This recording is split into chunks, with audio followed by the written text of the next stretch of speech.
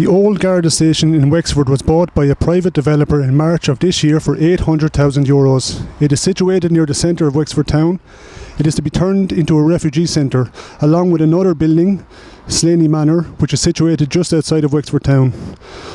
I visited Wexford Town and asked the locals what they thought about this situation. There's refugee centres being set up in Wexford. One of them is in the Garda barracks near the town centre. So what are your thoughts about this refugee centre? Very, very. I'm not pleased because it seems they are all men. They're military-aged men between 18 and 25 or 30. And we don't know where they're from. We don't know who they are. They've no documents. I think it's gonna cause a lot of problems and a lot of, I think, blood pressures to be risen. I think it's a recipe for disaster, to be honest. You know, they're young men and where are their families? I think people should be asked about it first. The local people haven't been asked. They're being brought in here all over the country now, just with the whim of the government. It's not right. So what are your thoughts about these kind of type of refugee centres? I don't think they're good in general for the people of Ireland or for Wexford. I just think they come and they're going to take, and they're never going to leave, and they're going to end up being a burden on society forever. That somebody's got to pay for them, and it's going to be the taxpayers. I think it's a fucking disgrace. Locals for the locals, yeah. I think for a start anyway, we've done more than our duty. We've taken in enough. Ireland can't sustain that many people. We can't look after our own.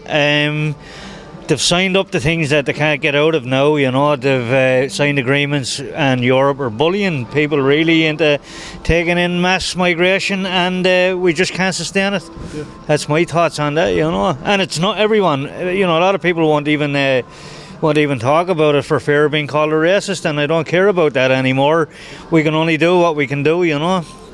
Women and children I have no problem with whatsoever, but putting 300 and 400 men in one particular place, completely undocumented, completely unvetted, I mean, it's ridiculous. If anyone else was to do that, there would be an uproar.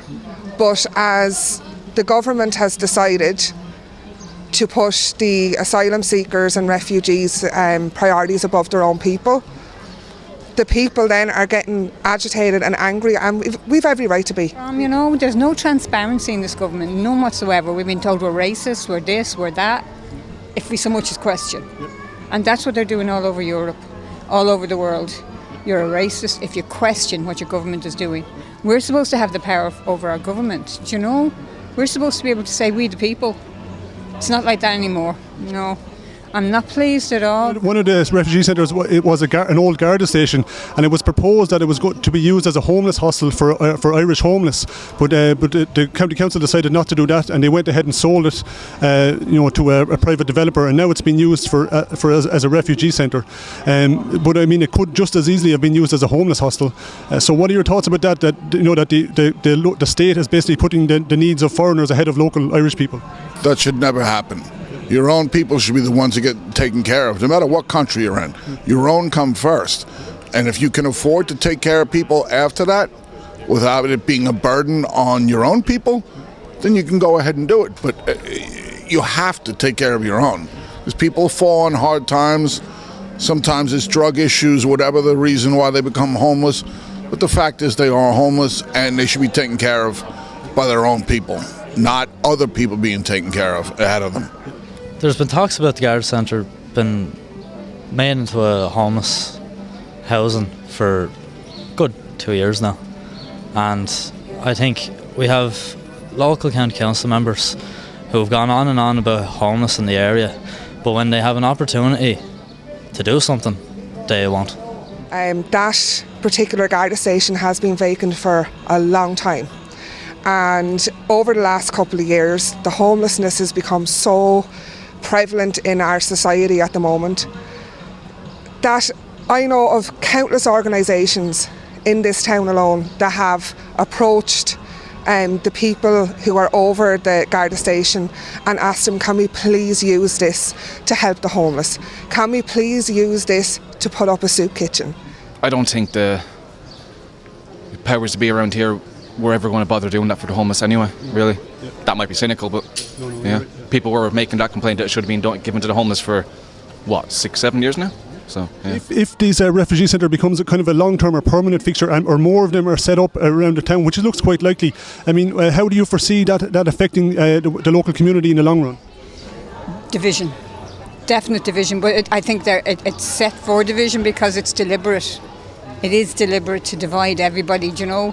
There'll be those who are, the so-called protesters who say welcome everybody, you know, and then there'll be those who are going to be affected by it all, you know. And until those people who are agreeing with all this are affected by it themselves, it's definitely going to create such, just an uproar, you know, uproar on one, deliberate, because I think they want the people to revolt and have an uproar so that they can put us down, you know. Would you be okay then if these refugee centres become long-term fixtures in the town and maybe more of them are set up in the future? No, not at all. I think everybody should come out and stand out and protest against them and say, no, we're not having this shit anymore. What kind of impact do you think that might have on our town? That'll be violence eventually. There will be. I mean, I've seen it personally here already on both sides of the spectrum, so it'll just get ugly. And again, the authorities aren't going to be able to manage that. Increase crime, increase all sorts really. You look at Dublin, you look at Waterford, there's violence, there's burglaries, there's muggings, all have gone up. Even the government's own news sites say that. Just say if it happens, which is quite likely, that a lot of well, like you said, military age men will be moved into the barracks and the other centres. Would you feel safe? No way. I'm a small little woman. Do you know what I mean? And I'm on my own. I'm a widow. You know, I wouldn't feel safe going. You know, and at night I don't walk down the street at night here even. After 6 o'clock, after 7 o'clock, no, because I don't know who's down the street. It looks very strange from when I moved here 8 years ago.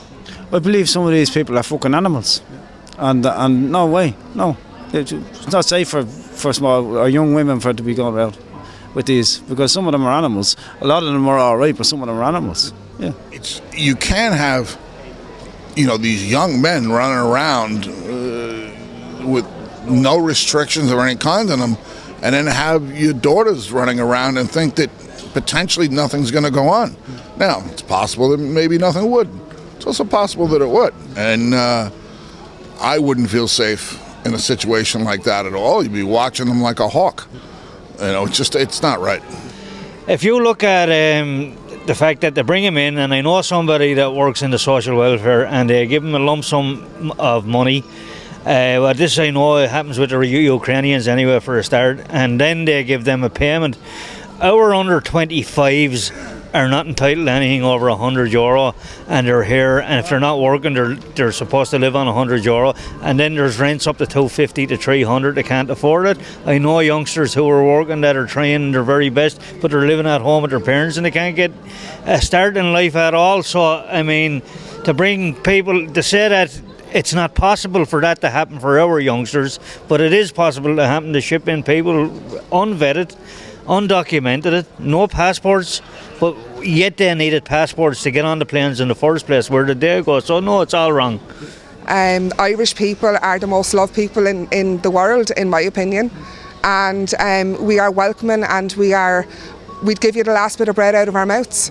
But when we feel like that bread is being taken out of our mouths and being prioritised in the mouths of others that don't have a claim as such to be here or to be housed before us, it leaves a very, very bitter taste.